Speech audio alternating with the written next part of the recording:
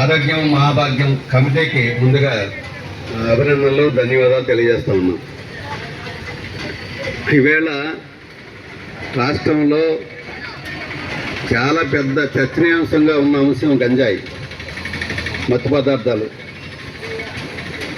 ఈవేళ ప్రధానంగా శ్రీరామ్ గారు చెప్పినట్టు రెండు అంశాలు. మనం సుఖంగా ఉండాలంటే, ఆరోగ్యంగా ఉండాలంటే, సుఖంగా జీవించాలంటే ప్రధానంగా ఆరోగ్యం అవసరం. ఆరోగ్యం సంబంధించి అనేక రకాలుగా పెద్ద ఎత్తున ప్రచారం జరుగుతూ ఉంది. కానీ ఈ మత్తు పదార్థాలకు అలవాటు కావడం వల్ల, పరోక్షంగా పాలకులే దీన్ని ప్రోత్సహించడం వల్ల అనేక కుటుంబాలు చాలా ఇబ్బందులకి, సర్వనాశనానికి గురవుతూ ఉన్నారు. అయితే దాని మూలంగా, గంజాయి మూలంగా, సారా మూలంగా అనేక అఘాయిత్యాలు జరుగుతూ ఉన్నాయి. ఇటీవల మనందరికీ పత్రికల్లో పెద్ద ఎత్తున చర్చ జరుగుతోంది. నెల్లూరులో ఈ గంజాయి ముఠా ఒక కార్మిక నాయకుడిని, యువజన నాయకుడిని, పెంచలయ్య అనే ఇతన్ని అతి దారుణంగా పట్టపగలే హత్య చేశారు. మీకు అందరూ పత్రికలో చూసే ఉంటారు.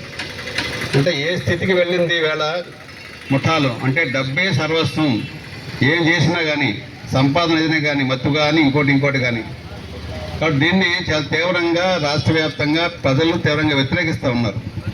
కానీ మనము మన కుటుంబాల్లో ఉండే స్థితి నుంచి మన కుటుంబాన్ని కాపాడుకోవాలంటే ఈ మత్తు పదార్థాలని, ఈ గంజాయి వీటి నుంచి దూరంగా ఉండాల్సిన అవసరం ఉంది, దూరంగా పెట్టాల్సిన అవసరం ఉంది.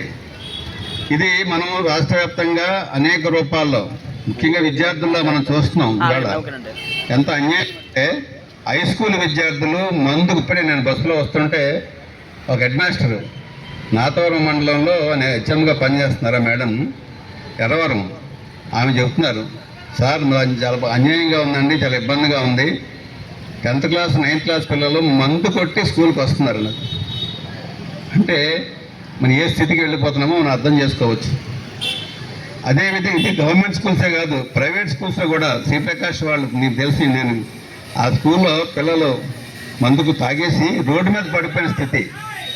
అంటే విద్యార్థుల్లో ఈ మత్తు అలవాటుని, గంజాయి అలవాటుని అంటే దీనికి ఆదాయం పరమాత్మ భావించే ఆదాయం ఏమైనా కానీ జనాలను మంచి మనకి సమాజాన్ని ఒక భ్రష్టు పట్టించే విధంగా ఈ రకంగా జరుగుతూ ఉంది. కాబట్టి దీన్ని ఎదుర్కోవాలంటే ఎక్కడో కొంతమంది పూనుకొని జనాలు చైతన్యపరచాల్సిన అవసరం ఉంది. ముఖ్యంగా పెద్దవాళ్ళు సులువుగా మార్చడం సాధ్యం కాదు.